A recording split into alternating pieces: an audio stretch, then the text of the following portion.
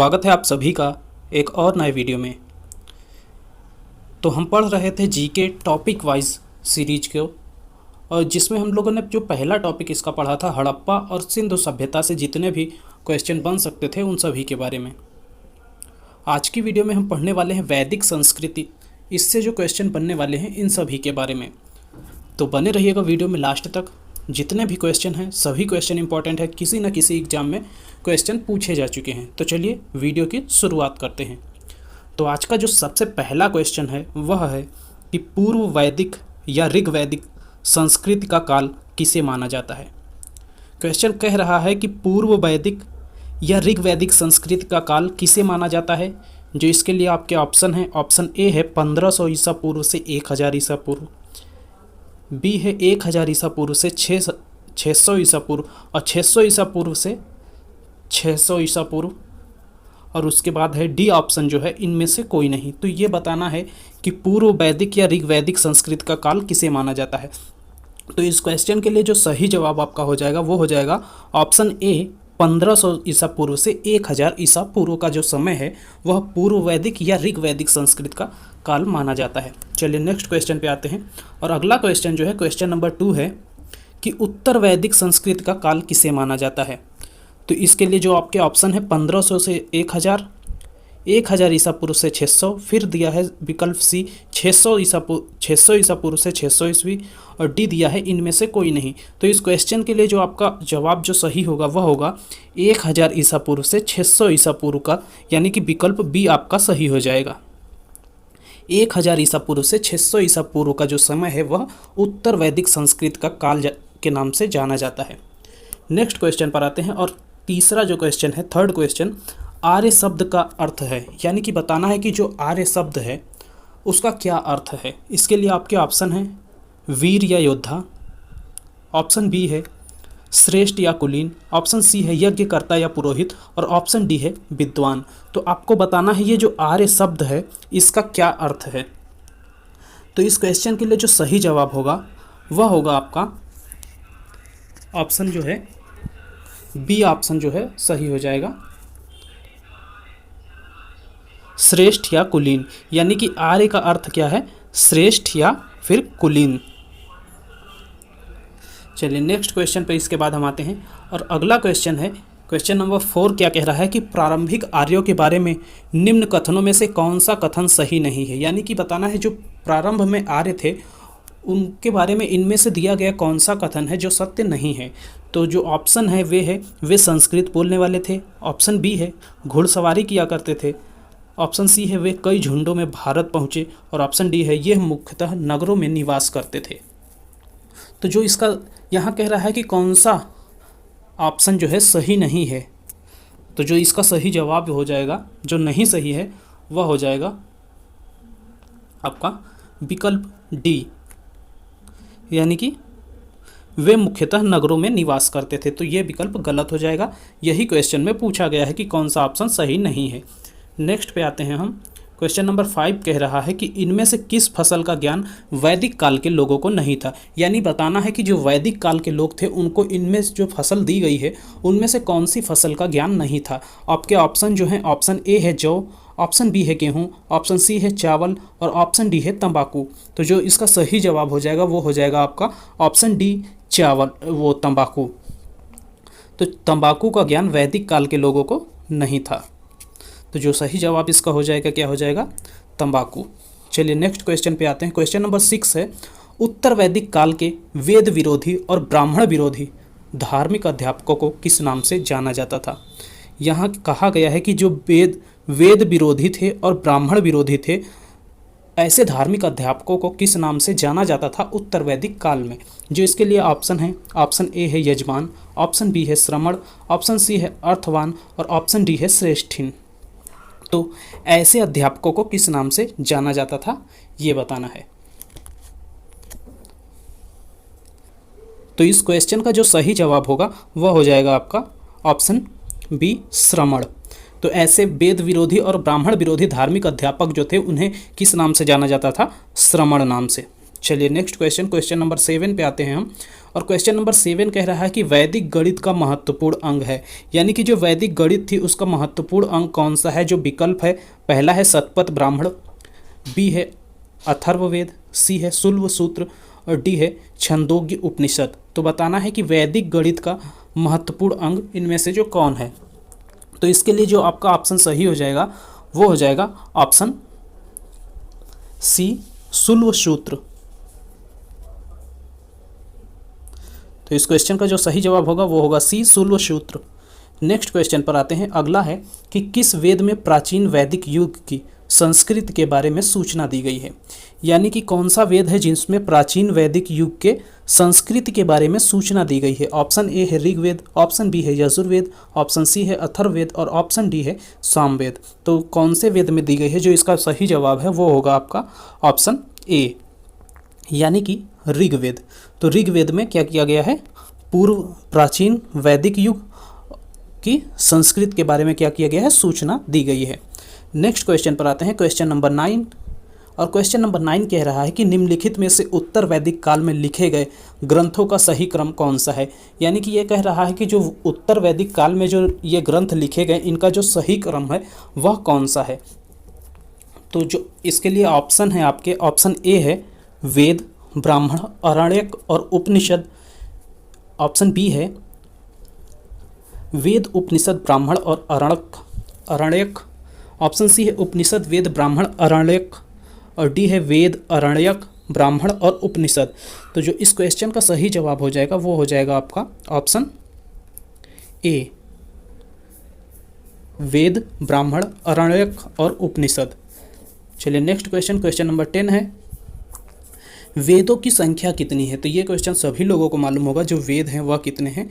इसके लिए जो ऑप्शन है 2, 3, 4 और 5। तो वेदों की जो संख्या है वह आपको बताना है। तो इसका जो सही जवाब हो जाएगा वो हो जाएगा ऑप्शन सी 4। वेद कितने होते हैं, 4 होते हैं। नेक्स्ट आते हैं हम क्वेश्चन नंबर 11 पर। क्वेश्चन 11 कह रहा है कि कौन से 3 वेद संयुक्त रूप से त्रयी या वेद त्रयी कहलाते हैं। ये क्वेश्चन इंपॉर्टेंट है। वेद त्रयी किन ग्रंथों को कहा जाता है या कौन से वेद जाने जाते हैं। तो इसके लिए जो आपके ऑप्शन है वह है ऋग्वेद, यजुर्वेद और सामवेद, या फिर बी है ऋग्वेद, यजुर्वेद, अथर्ववेद। ऑप्शन सी है ऋग्वेद, सामवेद, अथर्ववेद और ऑप्शन डी है यजुर्वेद, सामवेद और अथर्ववेद। तो इनमें जो सही जवाब है इसका कि वेद त्रयी या त्रयी कहलाते हैं वो है ऑप्शन आपका ए जो है वो सही हो जाएगा। ऋग्वेद, यजुर्वेद और सामवेद ये क्या कहलाते हैं, ये त्रयी कहलाते हैं या वेद त्रयी कहलाते हैं। नेक्स्ट क्वेश्चन, क्वेश्चन नंबर 12 है, भारत के राज्य चिन्ह में प्रयुक्त होने वाला शब्द सत्यमेव जयते किस उपनिषद से लिया गया है। इसके लिए जो आपके ऑप्शन है वह है, ऑप्शन ए है मुंडक उपनिषद, ऑप्शन बी है कठ उपनिषद, ऑप्शन सी है ईश उपनिषद और ऑप्शन डी है बृहदारण्यक उपनिषद। तो इसमें से कौन सा जवाब सही है। तो जो सही जवाब है उसका वो हो जाएगा आपका ऑप्शन ए, मुंडक उपनिषद या मुंडकोपनिषद। तो ये क्वेश्चन इंपॉर्टेंट है। जो सत्यमेव जयते है आदर्श वाक्य, यह कहाँ से लिया गया है, मुंडकोपनिषद या मुंडक उपनिषद से। नेक्स्ट क्वेश्चन है, ऋग्वैदिक आर्यों का मुख्य व्यवसाय क्या था। यानी कि जो ऋग्वैदिक आर्य थे इनका मुख्य व्यवसाय क्या था। तो जो इसके लिए आपके ऑप्शन हैं वह है ए कृषि, बी पशुपालन, सी शिक्षा और फिर डी व्यवसाय। तो जो इनका मुख्य व्यवसाय था, जो इस क्वेश्चन का जो सही जवाब हो जाएगा वह हो जाएगा आपका ऑप्शन बी पशुपालन। तो वैदिक आर्यों का मुख्य व्यवसाय क्या था, पशुपालन था। चलिए नेक्स्ट क्वेश्चन पर आते हैं, भारतीय संगीत का आदि ग्रंथ कहा जाता है। यानी कि भारतीय जो संगीत है उसका आदि ग्रंथ किसे कहा जाता है। इसके लिए आपके ऑप्शन है, option A Rigveda, option B Upanishad, option C Yajurveda और ऑप्शन डी सामवेद। तो जो संगीत का आदि ग्रंथ कहा जाता है वह किसे कहा जाता है। तो इसका जो सही जवाब है वह है ऑप्शन डी सामवेद को। नेक्स्ट पे आते हैं हम, नेक्स्ट क्वेश्चन पे, प्रथम विधि निर्माता कौन है। इसके लिए जो ऑप्शन है, option A Manu, option B Chanakya, option C Chandragupta और ऑप्शन डी सेल्यूकस। तो इस क्वेश्चन का जो सही जवाब है वह होगा आपका ऑप्शन ए मनु, यानी कि प्रथम विधि निर्माता कौन माने जाते हैं, तो मनु माने जाते हैं। नेक्स्ट अगला क्वेश्चन है, कृष्ण भक्ति का प्रथम और प्रधान ग्रंथ है। ऑप्शन है ए महाभारत, बी श्रीमद् भागवत गीता, सी है गीत गोविंद और डी है इनमें से कोई नहीं। तो जो इस क्वेश्चन का सही जवाब हो जाएगा वह हो जाएगा आपका ऑप्शन बी श्रीमद् भागवत गीता जो है कृष्ण भक्ति का प्रथम और प्रधान ग्रंथ है। नेक्स्ट है, ऋग्वेद में संपत्ति का मुख्य रूप क्या है। ऑप्शन ए गोधन, ऑप्शन बी भूमि, ऑप्शन सी ए एवं बी दोनों, ऑप्शन डी है इनमें से कोई नहीं। तो इस क्वेश्चन का जो सही जवाब हो जाएगा वो हो जाएगा गोधन, यानी जिसके पास जितनी गायें होती थी उतनी ज़्यादा संपत्ति उसके पास मानी जाती थी। नेक्स्ट है, ऋग्वेद के किस मंडल में शूद्र का उल्लेख पहली बार मिलता है। इसके लिए ऑप्शन ए है 7वें, ऑप्शन बी है 8वें, ऑप्शन सी है 9वें और ऑप्शन डी है 10वें। तो कौन से मंडल में शूद्र का उल्लेख पहली बार मिलता है ये बताना है। तो जो इस क्वेश्चन का सही जवाब हो जाएगा वो हो जाएगा ऑप्शन डी, यानी कि 10वां मंडल जो है इसमें क्या मिलता है, शूद्र का उल्लेख पहली बार मिलता है। चलिए नेक्स्ट क्वेश्चन पे आते हैं हम, पुराणों की संख्या कितनी है। तो इस क्वेश्चन को भी सभी लोगों को पता होगा। इसके लिए जो ऑप्शन है 18, 19, 20 और 22। तो जो इसका सही जवाब है वो हो जाएगा कौन सा, आपका ऑप्शन ए 18, यानी कि पुराणों की संख्या कितनी है, तो 18 आपको याद रखना है। चलिए नेक्स्ट क्वेश्चन पर आते हैं और अगला क्वेश्चन जो है क्वेश्चन नंबर 20 है, वैदिक धर्म का मुख्य लक्षण इनमें से किसकी उपासना था।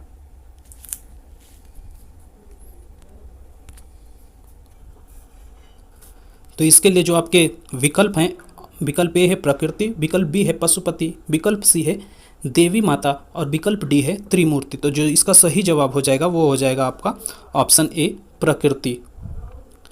नेक्स्ट क्वेश्चन, किस देवता के लिए ऋग्वेद में पुरंदर शब्द का प्रयोग हुआ है। तो जो ऑप्शन है ऑप्शन ए जो है इंद्र, ऑप्शन बी है अग्नि, ऑप्शन सी वरुण और ऑप्शन डी सोम। तो इस क्वेश्चन का जो सही जवाब है वो होगा आपका ऑप्शन ए इंद्र, यानी कि इंद्र के लिए क्या किया गया है, पुरंदर शब्द का प्रयोग किया गया है। नेक्स्ट क्वेश्चन पर आते हैं। नेक्स्ट क्वेश्चन है कि शुल्ब सूत्र किस विषय से संबंधित पुस्तक है।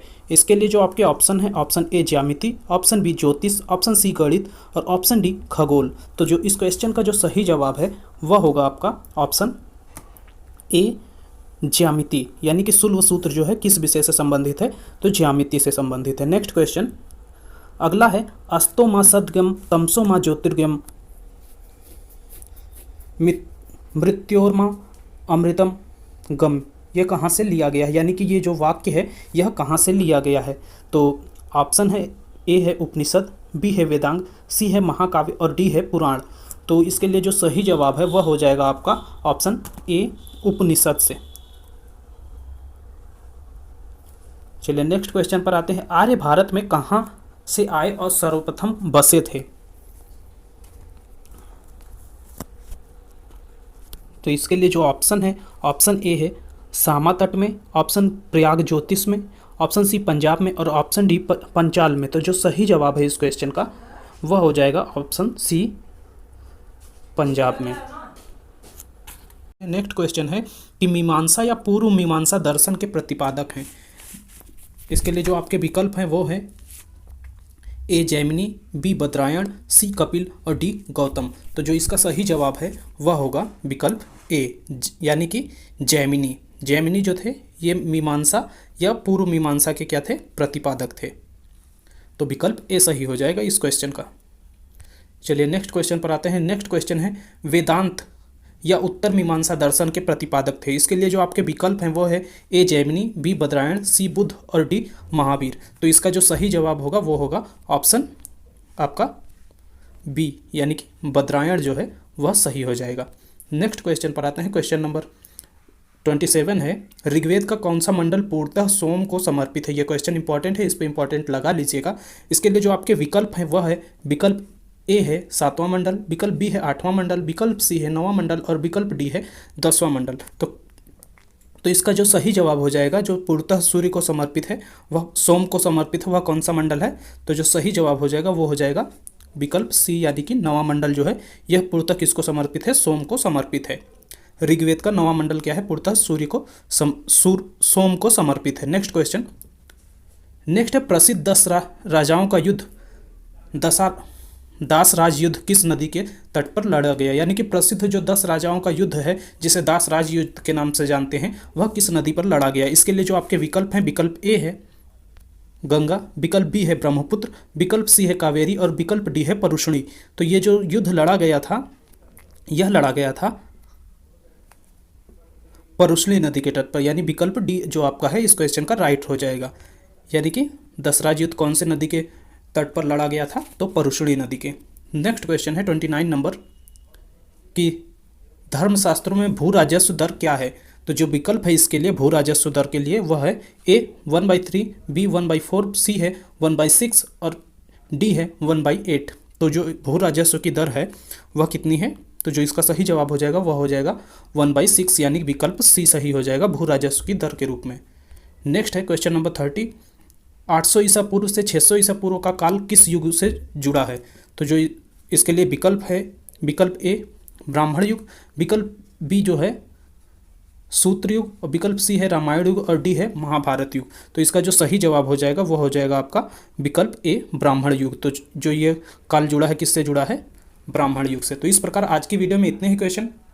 आपको वीडियो पसंद आए तो वीडियो को लाइक कीजिए, चैनल पर नए हैं तो चैनल को सब्सक्राइब कीजिए और अधिक से अधिक दोस्तों में शेयर कीजिए। मिलते हैं नेक्स्ट वीडियो में कुछ और महत्वपूर्ण टॉपिक के साथ। धन्यवाद।